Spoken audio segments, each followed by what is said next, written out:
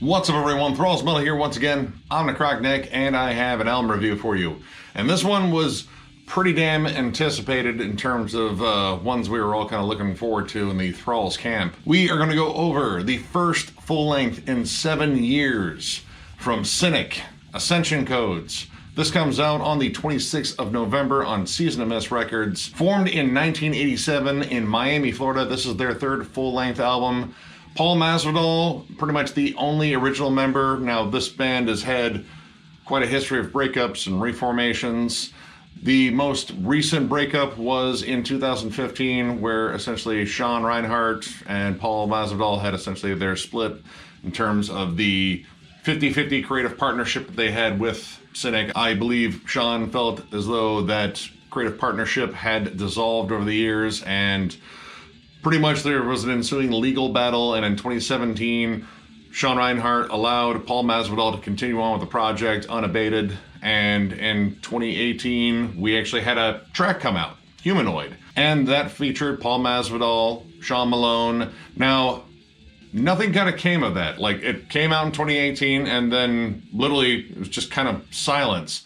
And then, unfortunately, over the last couple of years, we lost both Sean Reinhart and Sean Malone, both sorely missed in the metal community, prog community, musicians community. They were incredible musicians across the board. But Paul chose to keep going with Cynic because this was also his big thing and his big creative outlet in terms of music. And he retained Matt Lynch on drums and brought in session musician Dave McKay to bring in bass, synths, and keys. Now, we also had Max Phelps in here, was a longtime live player, played guitar alongside him, and he came in just to do vocals. I assume they were all the harsh vocals, which there were a couple. But after hearing the first track that came out on this, Mythical Serpents, I knew this was going to be a different release, but this will also sound more like Cynic than, say, Kindly Bent to Free Us.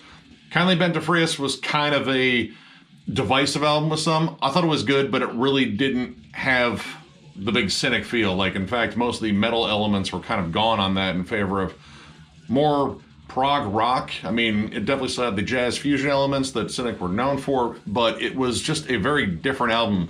And instead of being very spacey and kind of heady, it kind of felt way more grounded.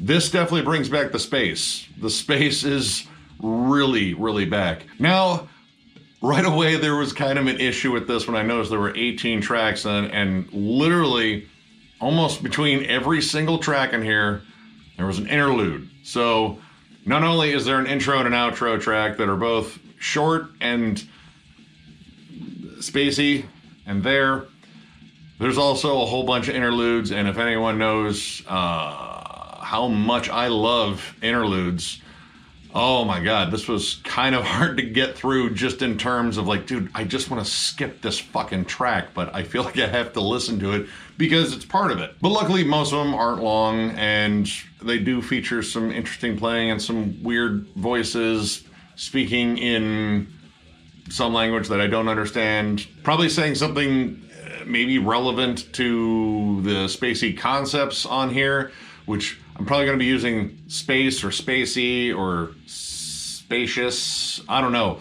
Lots of space on this because this really kind of goes full bore back to the more sci-fi sound, because this definitely has elements on here that are very familiar in terms of their older sound, like kind of back to Focus a little bit more. And I would say more so Traced in Air. The actual opening track, not the intro track that has some name that's like a sequence of letters and numbers that I could not give a shit about it. The Winged Ones is a full-bore prog instrumental, and not necessarily prog metal. In fact, guitars really don't make their presence felt until maybe halfway through, maybe more than halfway through. This album is very much in love with synths this time. Now, not only is the bass entirely replaced by a synth, it sounds good, but there are waves and waves of ambient synths across this, and it's very, very atmospheric. Like, this is quite possibly the most atmospheric listen I've had from Cynic, and Traced in Air was very atmospheric, and so was Focus, but they were definitely guitar driven. This is not as guitar driven, though there's still definitely guitars on it. It just feels more driven by the ambiance and the mood and this sort of like drifting along the cosmos sort of feel that this whole album really has. This opening track is really interesting because it kind of like harks back to like classic prog. Like it has a synth solo on there that kind of sounds a little bit like Emerson, Lake and Palmer, like kind of stuff like that, or like early Genesis. But you also have these really like fun kind of playful drums that are just kind of going buck nutty. And Matt Lynch does a fantastic job in here. He is all over the damn place, doing really cool polyrhythms, excellent off-time fills and beats, and just like really just kind of intensifying a lot of these songs, which aren't necessarily that intense, but his drum work really kind of makes them more exciting. Especially on that lead-off single, Mythical Serpents. I think that in particular, he is just doing all sorts of crazy stuff because the song is, you know, very ambient and, you know, very melodic and strange, but he is going to town. Now, one of the things that is always interesting about Cynic are definitely the vocal approaches, namely because Masvidal likes to use all sorts of different filters. I think on here it's, I don't know, kind of like a little bit of everything, just in terms of like sometimes his voice is so distorted it sounds like it's blending in with all the synths. There's so many filters on it. You can barely even make out a single word he's saying. And then on a song like Aurora, which is kind of a little bit more upbeat and a little bit more like kind of rocky and energetic, he actually strips off some of the vocal effects and delivers some really good hooks on there. Like they're very clear and clean and they have like a really nice melodic catchiness to it. Because a lot of this kind of has like a stream of consciousness sort of feel. Like it doesn't follow, you know, a straightforward song structure, which, you know, surprise, Cynic doesn't like straightforward song structures. That's kind of the thing. The whole jazz fusion thing kind of keeps them floating along. But this kind of does it in a, I don't know, more light and airy way. Because I would have to say not much of this is very heavy, but it does have some like big chuggier riffs on there. In a multiverse where Adam Singh definitely has like some of the heavier guitar riffs on here. It actually kind of harks back a little bit to Focus.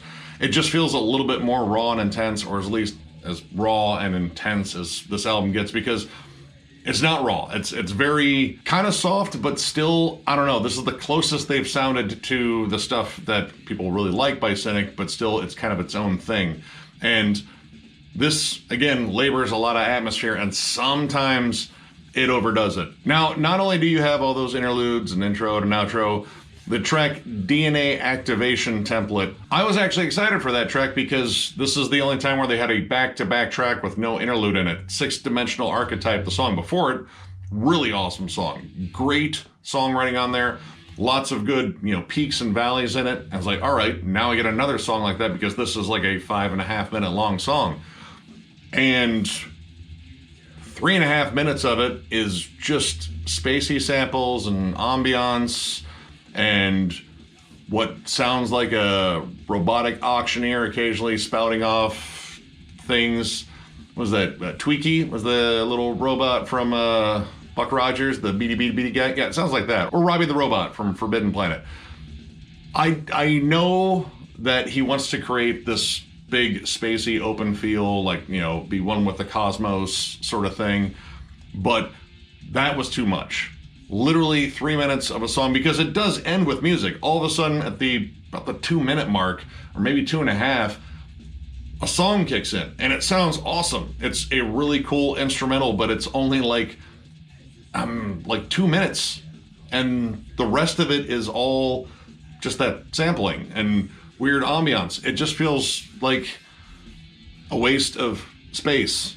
Like, it just does not work. And I was kind of disappointed that followed a really solid track on here. While I like a lot of this, there is maybe too much time dedicated to ambiance.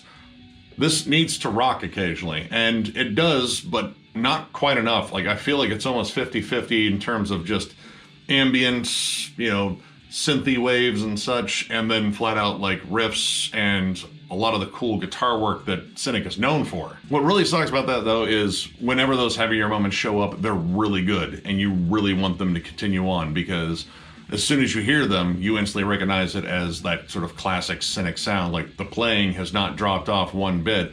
It's just there's too much space in between, like literally space, cosmos, and like a sun and comets and bullshit. I kind of need a little bit more of the riff work on there. Like the guitars, I think, need to be a little bit more present on here. There are songs that do kind of craft like a really good balance between all of that spaciness and all the riff work. Diamond Light Body, technically the closing track, because the last outro I could give two shits about. I'm kind of done with those at this point. Actually, I was done with those about the halfway point.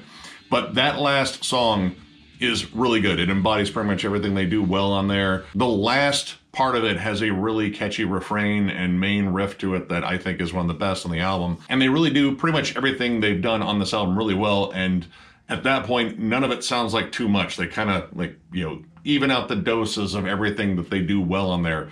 From the ambient stuff, the synths, the guitar work. It really, really comes together well in there. And I like a lot of these songs, honestly. I think this is pretty damn close to the return I wanted, though it's different. I mean, naturally, I would want something close to Traced in Air, and this is reasonably close, but not as close as I wanted. But it's also different enough that it's not just them trying to do that album again. So I definitely respect them for doing that. And in terms of songwriting and dynamics, they're still doing all that really well. It's just, again, kind of different, and I feel like it's a little too lush for its own good. So overall, I'm going to give this 3.5 stars. I still really enjoy this. It's not quite the comeback I wanted, but it's the comeback that I will embrace. If Paul and company choose to do a follow-up to this, I would like to see a lot of those extra interludes just yeeted into the cosmos. Just fuck right off. And just deliver a solid body of work once again. Like, keep the bass synths. I think the bass synths sound really good for what they're going for, and actually all the synths sound really good. The production here is really solid. The musicianship is stellar as always, and it's still creative as hell. Possibly maybe a little too creative, especially when you have extra stuff to make interludes. But overall, I think this is a really good relaunch of the band. I'm definitely curious where they go from here. This is definitely a different album when it comes down to their discography, but then again, all their albums are very different from one another, and they keep that going. And again, it's still 100% recognizable as Cynic, and that's kind of the main thing there. So yeah, if you're like me and you've been eagerly awaiting a new Cynic album, definitely check this one out. It's really good. And if you've never actually jammed Cynic, this might be a good starting point, but then again, it's kind of hard to pick a starting point because all the albums sound different. But this is a good album. I recommend checking it out and kind of get lost in the space. So if you enjoyed this review, give it a thumbs up. And if you are new to the channel, subscribe, because we do stuff like this all the time. We are also on Patreon if you'd like to help us out. There's a link down below. We also have t-shirts for sale. If you would like to get one, hit us up on thrallsmetal@gmail.com. Send us a message, put shirts in it, and we will get back to you and hopefully sell you a shirt. We are thinking about expanding our merch and such, so suggestions, we're definitely taking them. Leave them in the comments, because ultimately this stuff is for you. It's not for me. I don't wear our own shit. That just seems tacky. You guys keep us going, and as long as there is metal out there to review, there's a good chance we'll probably review it. So with that, I'd like to thank you all once again, and we will catch you later.